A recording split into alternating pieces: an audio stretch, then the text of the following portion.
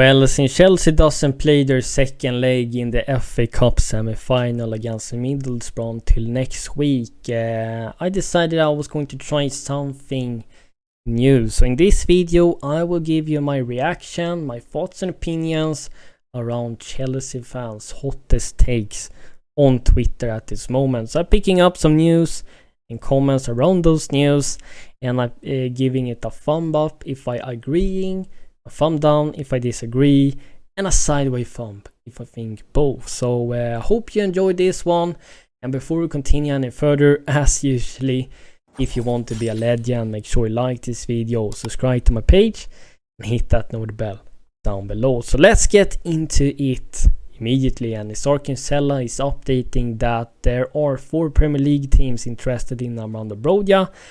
Fulham and Wolves would prefer to loan him. West Ham and Aston Villa are long-term admirers of Broja, but they are unlikely to make an offer because Chelsea want to cash in on Broja for £50 million. And then Vince has commented, if Chelsea are trying hard to sell Broja this January, it means they have striker on loan lined up because they can't afford to only have Jackson for the rest of the season. And I'm giving Vince a thumb up. I agree with him on this, because if we're selling Broja, we need a striker that's going to upgrade and elevate our team immediately. We can't just rely upon Jackson because he's gone for AFCON for a few matches and he is not clinical enough in front of goal, because he isn't a natural striker and he is still a young guy that has massive to improve in the final third. And Nkunku is out injured, but when he's coming back, you don't know if he's going to pick up another injury. And if we're going to rely upon him as a striker, that means Pochettino can't use him as a shadow striker as he has preferred. So are we then going to use Palmer in the false 9 role? Well, I wouldn't really do that. I wouldn't try to start doing some crazy stuff. But you never know with Pochettino. He might even stick Chilwell up front as a striker, because he's just so unpredictable with his lineups. That would be absolutely ridiculous. So I agree with Vince on this take that if Broja getting sold, we need a replacement lineup to help the squad. So let's get into the second take. And CFCexplained is updating us with that Benzema and Firmino are available on short-term deals from Saudi Arabia, but do not fit into the profile of players Chelsea have targeted, and both would demand huge salaries.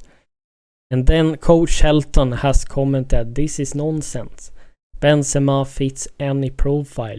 Just pay him the wages as Sterling has for only 6 months and qualify for Champions League. And I will give him a sideways thumb, because I agree with that, of course. In terms of the abilities he got, he fits any profile. He's a complete forward that can do anything. Even if he's 36, he still got a few more years in the tank to maybe do something at the highest level.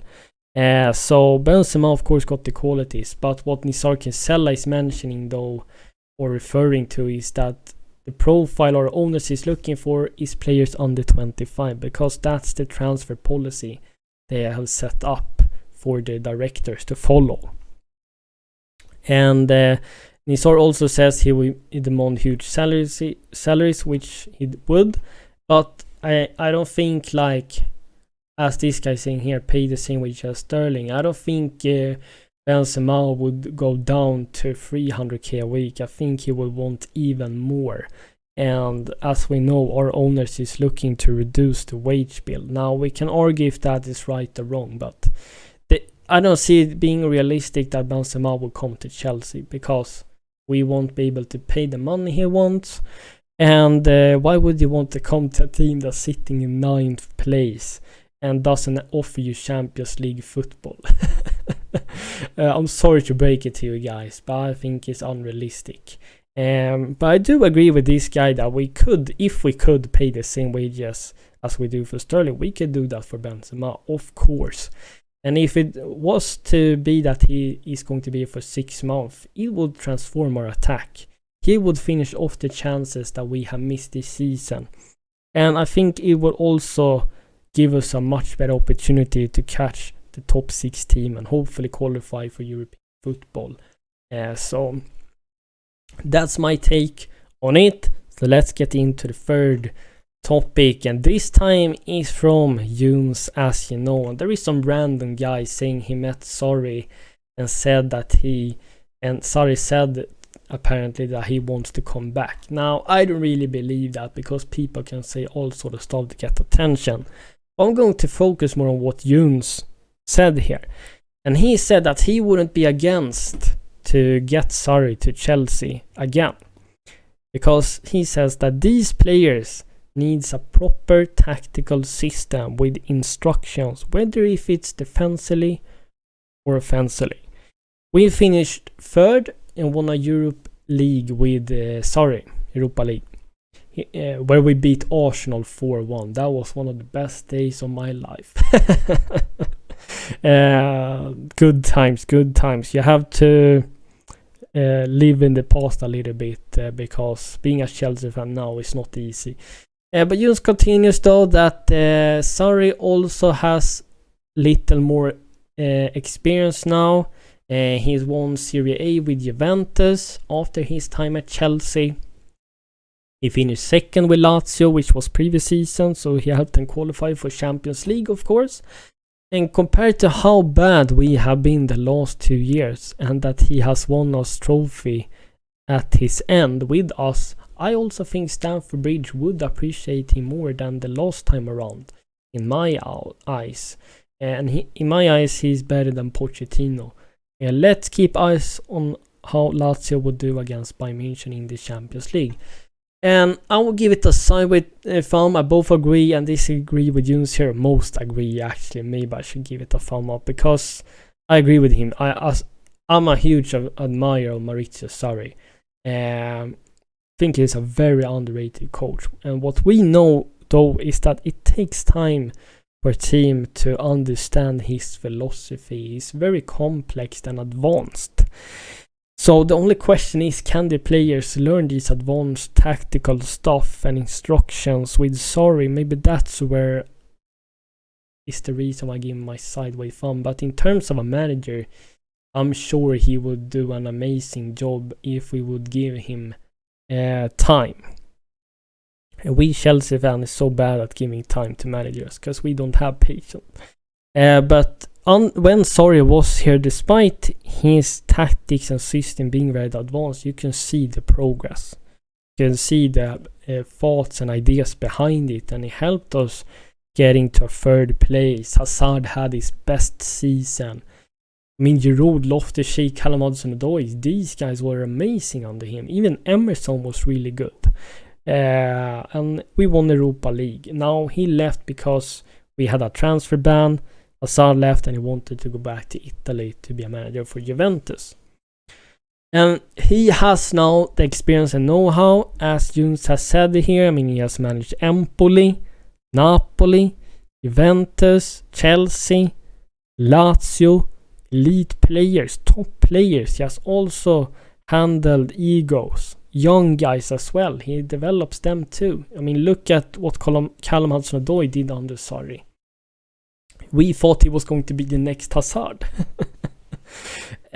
So yeah, I would absolutely take Sarri if we could, but then we have to be patient with him, because it takes time to learn his philosophy.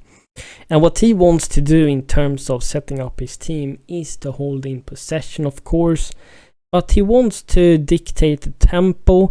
He wants to play a narrow 4-3-3 with short, quick passes in a high tempo. It is a bit risky, and you can get hit on a lot of counterattacks. But I like managers that playing with a high line, keeping possession, that wants to attack all the time, and that is what Sarri wants. But if he needs to, he can of course counter too.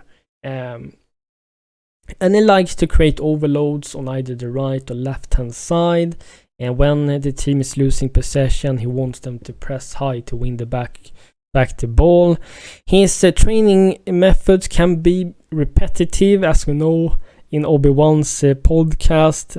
Hazard absolutely didn't like to do repetitive training, but he still was his best season in a Chelsea shirt when Sarri was a manager here. Yeah, I agree with Jens here that I will bring back Sarri, and I think the fans would appreciate him more time. Alright, let's get into the next takes. We only got 2 more, so stay with me. And this is coming from the Lampard view. Jose Mourinho once went 9 years in a row without losing a single league game at home, 2002 to 2011. That's absolutely mad, as he's saying here. He managed Porto, Chelsea, Inter, Madrid in that time. 107 different teams failed to beat him, lost 150 different matches. That's ridiculous. That Jose Mourinho, the special one, in his absolute prime. His legacy is crazy. But here is a guy called Lardo, and he's commenting that I know bringing Mourinho might get Chelsea fans hyped up for real, but what's the guarantee he would be any good? Apart from winning the Conference League with Roma, he hasn't really shown any promising performances.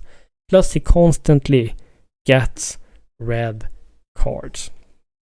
And I'm going to give Lardo a sideway thumb because I both agree and disagree with his take here. First of all, Mourinho would get the Chelsea fans hyped and lifted because our identity is gone. He will bring the fans together, reunited again, because he knows what it means to be Chelsea.